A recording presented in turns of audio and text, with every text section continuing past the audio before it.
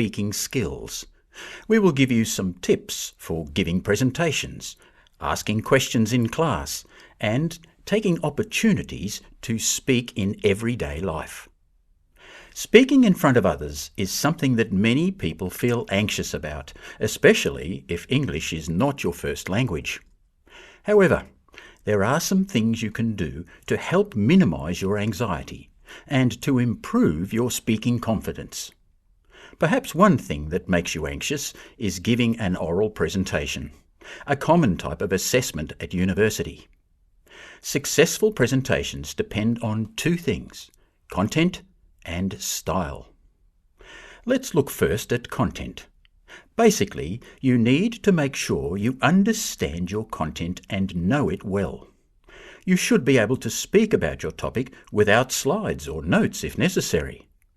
This does not mean memorizing your presentation word for word, but you should know your topic so well that you could speak about it spontaneously, or if you were asked questions at the end of the presentation. Also consider the order of the information in your presentation. Your content should not jump randomly from one topic to another, so you should develop an outline of your content, like you do when writing an essay or a report, to keep your presentation logical and easy to follow. It is important to check the task and criteria that your lecturer or tutor has set, because tasks can vary. But here is a common approach to presentation content. 1. A hook, to grab the audience's attention, for example, a story or question. 2. An introduction of the presenters and the topic. 3. An outline, the subtopics to be covered. 4. The content as per the outline. 5. Question time, and the close, where you thank the audience. Getting the content right for your presentation is always essential, but your presentation style is also important because you need to be able to communicate your ideas in an interesting and impactful way. Now let's look at how to develop a successful presentation style. Firstly, learn by watching others. Watch your lecturers and tutors, and also classmates who speak English well when they present. Secondly, before your presentation, you need to practice, practice, practice. A great way to do this is by recording yourself on your phone. Then, listen and reflect. Are you easy to understand? Do you correctly pronounce the technical or discipline-specific words? Do you speak at the right pace? Do you project your voice? Do you keep to the time allowed? If you keep these recordings, you can compare them later to see if you have improved. Finally, try to be enthusiastic about your presentation, because your audience will respond to your approach. Make sure you share eye contact around the room and be aware of your body language and where you are standing. Everyone in the room needs to feel that you are speaking to them. Don't mumble or speak in monotone, or your audience will lose interest. Of course, presentations should not be the only time you speak at university. As part of the academic community, you are also expected to ask questions and express your opinions in class. You may be expected to lead a tutorial discussion, and you will probably have to work with your classmates on group projects. These situations may be more difficult than presentations because they are harder to prepare for, but some of the same tips for giving a good presentation can also help you in these situations. Firstly, learn by watching others. Notice your classmates when they ask questions or participate in discussions. What language do they use? You should also pay attention to how people around them react. Not everyone is a good communicator. Try to copy the style of effective communicators and learn from the mistakes of the ineffective communicators. Next, know your material. Do the class readings. Make a list of key points and important vocabulary.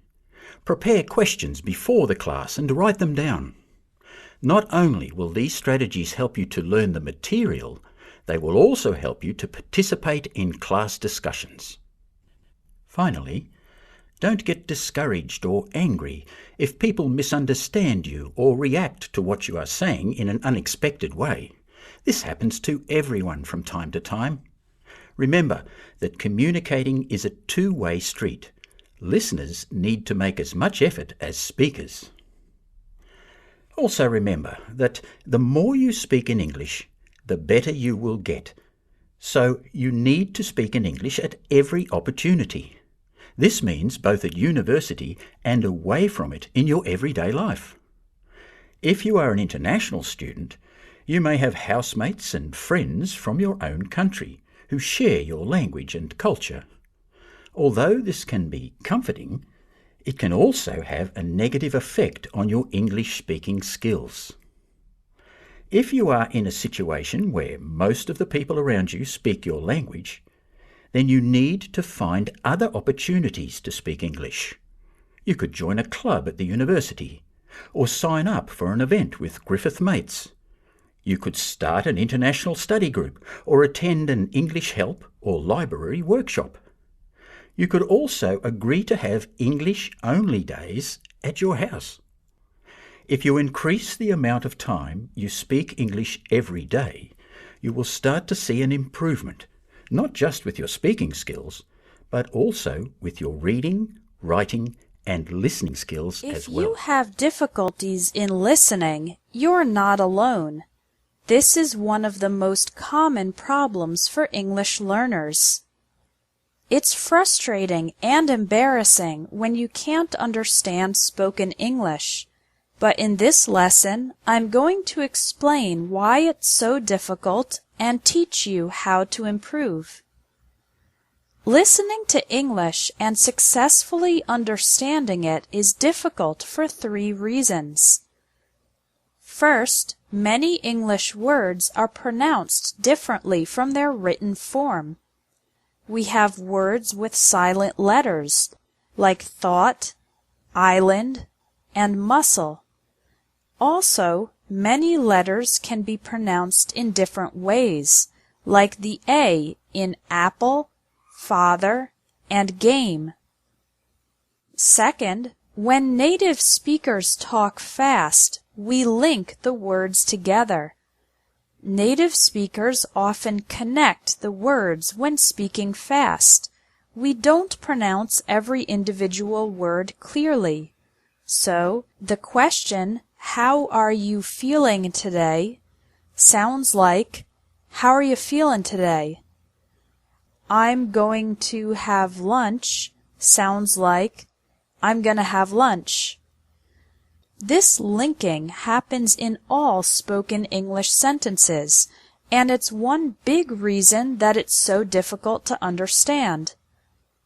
Finally, too little practice. Most students read too much and don't listen to enough English.